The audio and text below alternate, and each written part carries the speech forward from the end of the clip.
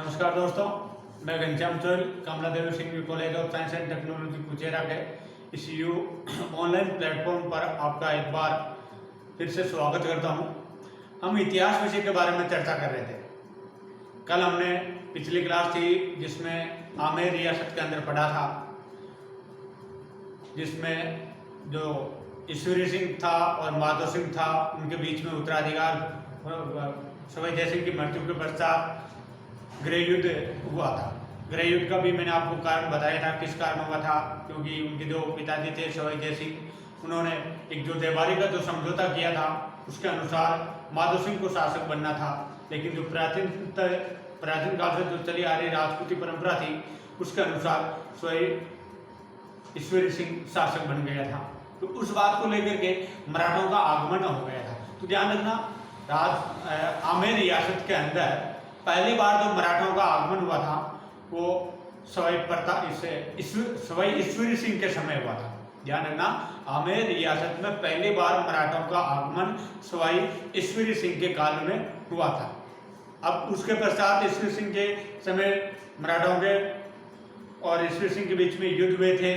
फिर बाद में माधो सिंह शासक बनता है, तो माधो सिंह के और मराठों के बीच में भी युद्ध होता है। आज हम आगे बढ़ेंगे माधो सिंह के पश्चात जो शासक है सवाई प्रताप सिंह, उसके बारे में। ठीक है, तो शुरू करते हैं सवाई प्रताप सिंह के बारे में। तो ध्यान रखना, ये जो सवाई प्रताप सिंह था ना, ये एक बहुत अच्छा कवि था। क्या था? कवि था। कविता ही लिखता था। ये कविता ही लिखता था। तो कविताओं के अंदर इसने अपना स्वयं का नाम प्रताप सिंह दर्ज नहीं करवाया था। तो प्रताप सिंह के स्थान पर वज्र निधि के नाम से इसने कविताएं लिखी थी। ये ध्यान रखना, किस नाम से लिखी थी? वज्र निधि के नाम से कविताएं लिखी थी। अब बात करें इसके किसी प्रसिद्ध ग्रंथ की, तो इसका प्रसिद्ध ग्रंथ था स्वयं प्रताप सिंह का, उसका नाम आता है राधा गोविंद संगीत सार। राधा गोविंद संगीत सार नामक ग्रंथ की रचना वज्र निधि के नाम से की गई थी। बोले तो यहाँ पर जब ये ग्रंथ लिखा था तो इसमें लेखक का नाम वज्र निधि लिखा था इसने स्वयं का, जबकि लिखने वाला तो ये प्रताप सिंह ही था, लेकिन कविताओं में ये अपना नाम वज्र निधि नाम से चला था। ये वो विद्वानों का बहुत बड़ा आश्रयदाता था। इसके दरबार की अगर बात करें तो इसका जो दरबार था उसके अंदर 22 कवि रहते थे। 22 कवियों के साथ में 22 ज्योतिष रहते थे। 22 कवि थे, 22 ज्योतिष थे और साथ में 22 संगीतज्ञ रहते थे। ये भी ध्यान रखना, 22 संगीतज्ञ भी रहते थे। 22 कवि रहते, 22 ज्योतिष रहते थे, 22 संगीतज्ञ रहते थे। इसके कारण स्वयं प्रताप सिंह के ये जो 22 कवि, 22 ज्योतिष और 22 संगीतज्ञों की जो मंडली थी, इस मंडली को कहा जाता है गंधर्व 22। ये ध्यान रखना, क्या कहा जाता है इसको? गंधर्व 22। बोले तो 22 कवियों की, 22 ज्योतिषियों की और 22 संगीतज्ञों की जो मंडली थी वो मंडली कहलाती है गंधर्व 22। कई बार एग्जाम में पूछा जा चुका है कि गंधर्व 22 का संबंध किससे है। तो ध्यान रखना, गंधर्व 22 का संबंध सवाई प्रताप सिंह से है, जिनके दरबार में ये लोग रहते थे। 22 के समूह के अंदर इतना बड़ा ये बोले तो विद्वानों का आश्रयदाता था। इसके पश्चात बात करें कि सवाई प्रताप सिंह के शासनकाल की, तो जो सवाई प्रताप सिंह का जो शासनकाल था वो आमेर जो चित्र शैली थी, इस चित्र शैली का स्वर्ण काल था। आमेर चित्रकला का, या आप ये कह सकते हो आमेर चित्र शैली का जो सवाई प्रताप सिंह के समय था वो इस शैली का स्वर्ण काल था। सवाई प्रताप सिंह के समय जो प्रसिद्ध चित्रकार था, उस प्रसिद्ध चित्रकार का नाम आता है साहिब राम। ध्यान रखना, प्रसिद्ध चित्रकार है साहिब राम। कौन था साहिब राम? सवाई प्रताप सिंह के दरबार का प्रसिद्ध चित्रकार। ठीक है, प्रसिद्ध चित्रकार था। अभी ये प्रसिद्ध क्यों हुआ शाहीग्राम, इसकी चर्चा कर रहे हैं तो ध्यान रखना, इस शाहीग्राम में पहले एक कछावा शासक आया था जिसका नाम आता है सवाई ईश्वरी सिंह। शासक था सवाई ईश्वरी सिंह। इस सवाई ईश्वरी सिंह का शाहीग्राम ने आदमकद चित्रण बनाया था। आदमकद चित्र बनाया था। आदमकद तो समझते ही होगा ना, पैरों से लेकर के सिर तक बोले तो पूरे मनुष्य का चित्र बनाया था। किसका? सवाई ईश्वरी सिंह का। बनाया किसने? शाहीग्राम ने। ध्यान रखना, कई बार कंफ्यूजन होती है बहुत सी गाइडों के अंदर ये भी लिखा हुआ है कि शाहीग्राम था वो सवाई ईश्वरी सिंह का दरबारी चित्रकार था, नहीं था, वो था सवाई प्रताप सिंह का। ध्यान रखना, ईश्वरी सिंह का जो आदमकद चित्र है वो सवाई प्रताप सिंह के काल में बनाया गया था। ये इसका जो शासन काल है चित्रकला का वो स्वर्ण काल कहलाता है। ये तो इसकी प्रारंभिक जानकारी है, ठीक है, इसके समय की साहित्य के दृष्टिकोण से। अब बात करते हैं इसके समय के जो राजनीतिक जो घटनाक्रम हुआ था, उसे राजनीतिक घटनाक्रम की तो ध्यान देना। इसके समय की जो मराठे थे, इन मराठाओं में इसके शासन काल में सर्वाधिक, सबसे महत्वपूर्ण बात ध्यान रखना कि आमेर के कछावा शासकों के अंदर या सर्वाधिक मराठा आक्रमण किसके काल में हुए तो ध्यान रखना सवाई प्रताप सिंह के काल में। तो ध्यान रखना, सर्वाधिक मराठा आक्रमण हुए कब हुए? सवाई प्रताप सिंह के शासन काल में। ध्यान, ठीक है। अब बात करें इसके समय जो मराठा आक्रमण हुए उनमें से जो महत्वपूर्ण आक्रमण कौन कौन से थे तो ध्यान रखना, पहला जो महत्वपूर्ण आक्रमण हुआ था वो युद्ध हुआ था। उस युद्ध का नाम आता है तुंगा का युद्ध। युद्ध का क्या नाम है? तुंगा का युद्ध। और ये युद्ध लड़ा गया था 1787 ईस्वी के अंदर। कब लड़ा गया? 1787 ईस्वी के अंदर। एक तरफ थी सेना जयपुर की और दूसरी तरफ सेना थी मराठाओं की। एक तरफ जयपुर की सेना, आमेर की सेना और दूसरी तरफ मराठा सेना। जयपुर की सेना का जो नेतृत्व करने वाला था वो था सवाई प्रताप सिंह। जयपुर की सेना का नेतृत्व किसने किया था? सवाई प्रताप सिंह ने। और मराठा सेना के नेतृत्वकर्ता की बात करा तो यहाँ पर नेतृत्व करने वाले थे महादजी सिंधिया। महादजी सिंधिया। अब बात करें युद्ध का परिणाम क्या निकला तो ध्यान रखना, इस युद्ध में सवाई प्रताप सिंह विजय हुआ। महादजी सिंधिया बुरी तरह हार गया। हारने के पश्चात महादजी सिंधिया ने प्रतिज्ञा ली थी कि अगर मैं जिंदा रहा तो इस आमेर के रियासत को धूल के अंदर मिला दूंगा। किसने प्रतिज्ञा ली थी? महादजी सिंधिया ने। कुछ समय पश्चात एक आक्रमण और होता है, युद्ध होता है। उस युद्ध का नाम आता है पाटन का युद्ध। तो पहला युद्ध तुंगा का युद्ध था, दूसरा युद्ध महत्वपूर्ण पाटन का युद्ध है। ये युद्ध लड़ा गया था 20 जून 1790 को। कब लड़ा गया? 20 जून 1790 ईस्वी को, ठीक है। अब बात करें ये युद्ध किन किन के बीच में लड़ा गया था तो वही सेना है। एक तरफ सेना जयपुर की और दूसरी तरफ सेना थी मराठाओं की। एक तरफ जयपुर, दूसरी तरफ मराठा। जयपुर सेना का नेतृत्व सवाई प्रताप सिंह कर रहा था। ध्यान रखना, सवाई प्रताप सिंह। और मराठा सेना वही महादजी सिंधिया। क्लियर है? याद इस सेना का नेतृत्व कौन कर रहा था? महादजी सिंधिया। लेकिन महादजी सिंधिया का जो सेनापति था ना, उस सेनापति का आप ध्यान रखना, और वो सेनापति था एक फ्रांसीसी सेनापति था। फ्रांसीसी व्यक्ति था जिसका नाम आता है डी बोई। क्या नाम आता है? डी बोई। ध्यान रखना, नाम है इसका डी बोई। ये कौन था? ये था फ्रांसीसी सेनापति। इसने मराठाओं की सेना का नेतृत्व किया था, फ्रांसीसी सेनापति डी बोई ने।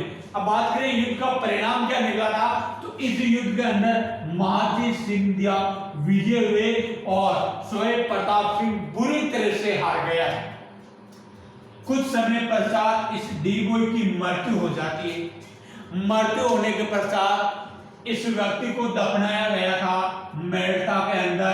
वर्तमान में ध्यान रखना, डी बोई की जो कब्र है वो कब्र कहां पर बनी हुई है? मेड़ता नागौर के अंदर। तो ध्यान रखना, डी बोई की कब्र है वो कहां पर है? मेड़ता नागौर के अंदर। किसकी कब्र है? डी बोई। कौन था डी बोई? राष्ट्रीय सेनापति था। किसकी सेना का नेतृत्व किया? महाराजा सिंधिया की सेना का। तो कौन से युद्ध में? पाटन के युद्ध के अंदर। क्लियर है यहाँ तक? फिर एक युद्ध और होता है, उस युद्ध का नाम आता है मालपुरा का युद्ध। मालपुरा का युद्ध। मालपुरा के युद्ध की बात करें तो ये युद्ध लड़ा गया था 16 अप्रैल 1800 ईस्वी को। कब लड़ा गया? 16 अप्रैल 1800 ईस्वी को। क्लियर है यहाँ तक? वही सेना एक तरफ सवाई प्रताप सिंह, रुकने का नाम नहीं ले रहा सवाई प्रताप सिंह, बार बार मराठाओं से युद्ध लड़ रहा है, और दूसरी तरफ सेना थी महादजी सिंधिया की। और इसी युद्ध में भी महादजी सिंधिया है वो विजय हुए थे। ये ध्यान रखना आप, महादजी सिंधिया है वो विजय हुए थे। अब इस युद्ध के पश्चात सवाई प्रताप सिंह ने मराठाओं से कभी भी युद्ध नहीं लड़ा था। तो ये तीन महत्वपूर्ण युद्ध है। पहला युद्ध तुंगा का युद्ध 1787 जिसमें सवाई प्रताप सिंह विजय हुआ। दूसरा पाटन का युद्ध 20 जून 1790 जिसमें महादजी सिंधिया विजय हुए। महादजी सिंधिया की जो सेना थी उसका जो सेनापति था फ्रांसीसी सेनापति डी बोई था, और डी बोई की जो कब्र है वो मेड़ता नागौर के अंदर बनी हुई है। तीसरा युद्ध है मालपुरा का युद्ध 16 अप्रैल 1800 ईस्वी को लड़ा गया था प्रताप सिंह और महादजी सिंधिया के बीच। और युद्ध का परिणाम की बात करें तो महादजी सिंधिया इस युद्ध में विजय हुए थे। ये थे इसके समय के जो राजनीतिक के दृष्टिकोण या युद्धों की बात करें तो सबसे महत्वपूर्ण बात ध्यान रखना कि सवाई प्रताप सिंह के शासन काल में आमेर रियासत पर सर्वाधिक मराठाओं के आक्रमण हुए थे।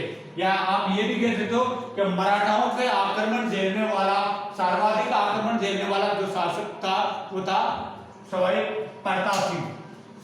अब आगे बात करें, देखो स्थापत्य कला में भी इस व्यक्ति की बहुत सी रुचि थी। तो स्थापत्य कला के दृष्टिकोण से बात करें तो इस व्यक्ति ने 1799 ईस्वी के अंदर एक राजस्थान के अंदर बेजोड़ भव्य इमारत का निर्माण करवाया था। बहुत सुंदर कलाकृति थी, उसका निर्माण करवाया था। तो बात करें किसका निर्माण करवाया सवाई प्रताप सिंह ने, तो ध्यान रखना निर्माण करवाया था हवा महल का। किसका निर्माण करवाया? हवा महल का। कब निर्माण करवाया?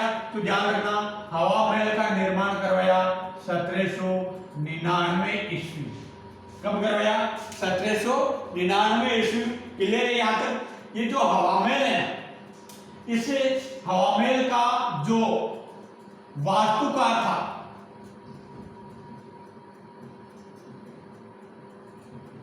बात करें वास्तुकार की तो ध्यान देना वास्तुकार का नाम आता है वास्तुकार। एक बार छोड़ो, इस वास्तुकार के बारे में हम बाद में चर्चा करेंगे। उससे पहले बता देता हूं कि ये जो हवा महल है ना, ये हवा महल बिना नींव के बना हुआ है। बिना नींव के सीधी समतल जमीन पर बनाया गया है। किस पर बनाया गया है? समतल जमीन पर इसको बनाया गया है। बिना नींव के समतल जमीन पर बनी इमारत है। समतल जमीन पर बनी इमारत है। कौन सी इमारत है? हवा महल। ठीक है ना, ये ध्यान रखना। अब इसके पश्चात आगे बात करें कि ये है कैसी, तो ध्यान रखना ये जो हवा महल है, ये हवा महल 5 मंजिली इमारत है। कितना मंजिली इमारत है? 5 मंजिला इमारत है। इसकी बात करें आकृति कैसी है, तो ध्यान रखना हवा महल की जो आकृति है वो आकृति है भगवान श्री कृष्ण के मुकुट के समान। किसके समान है? श्री कृष्ण के मुकुट के समान।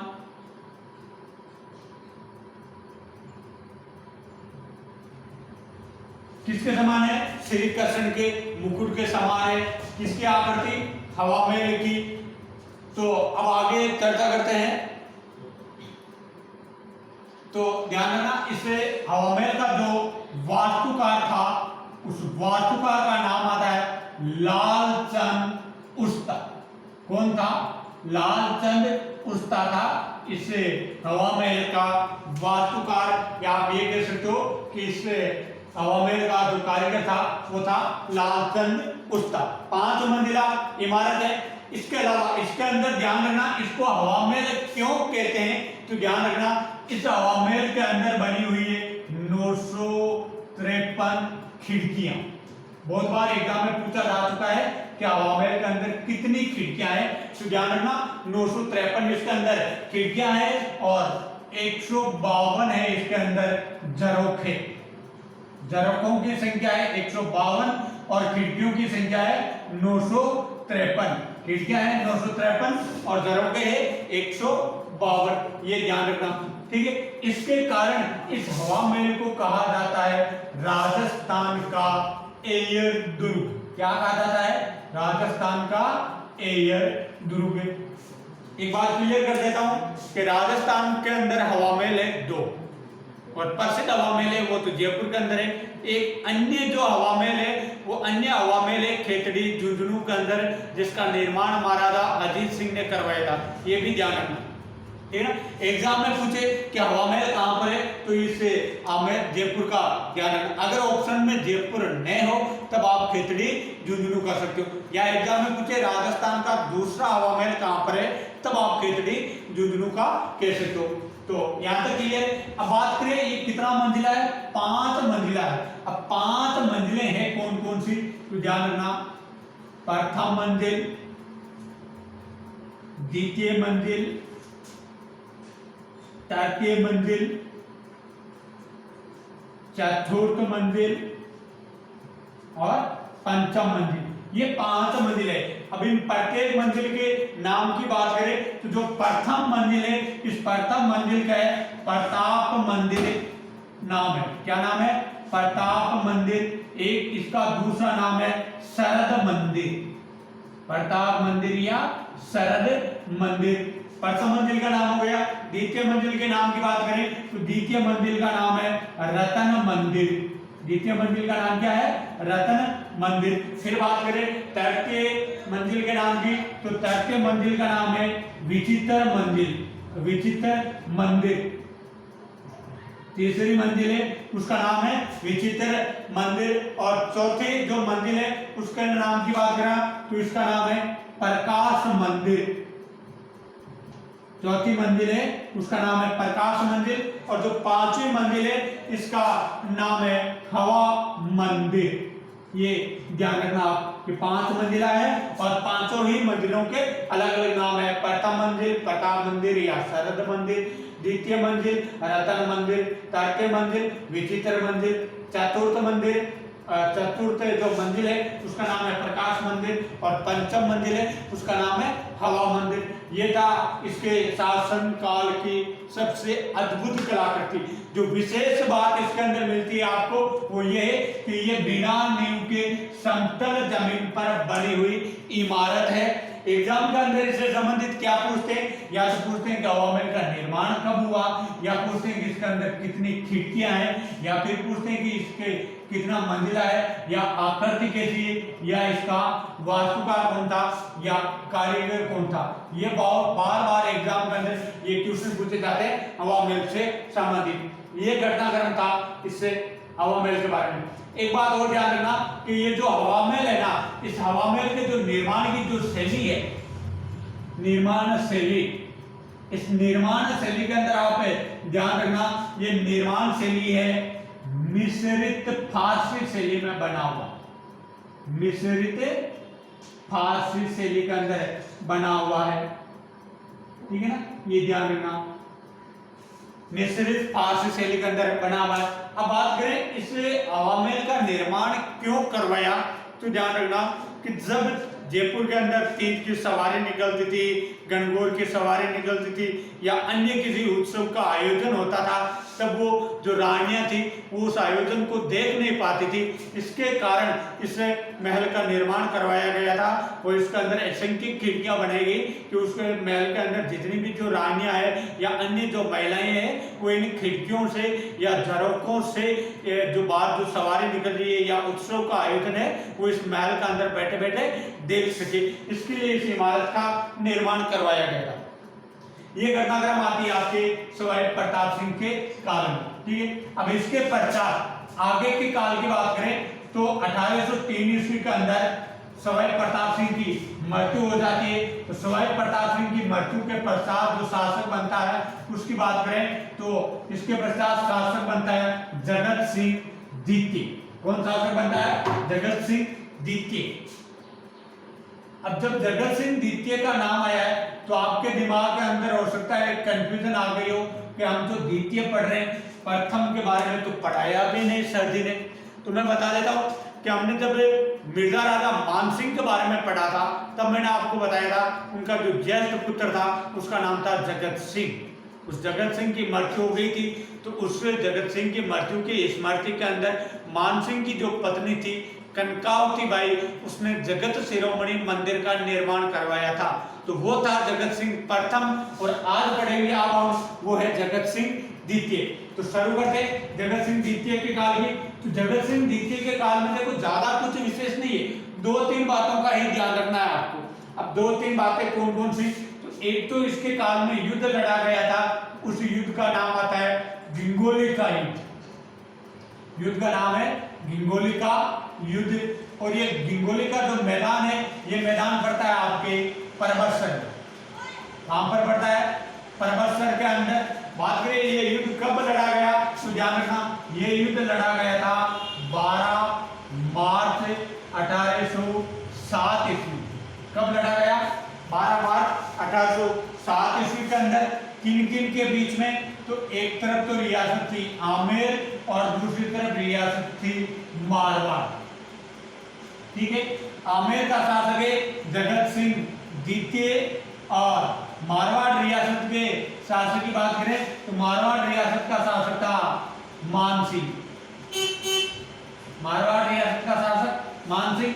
इनके बीच में युद्ध हुआ था और युद्ध के परिणाम की बात करें तो ये मानसिंह है ये युद्ध हार गया था, ठीक है।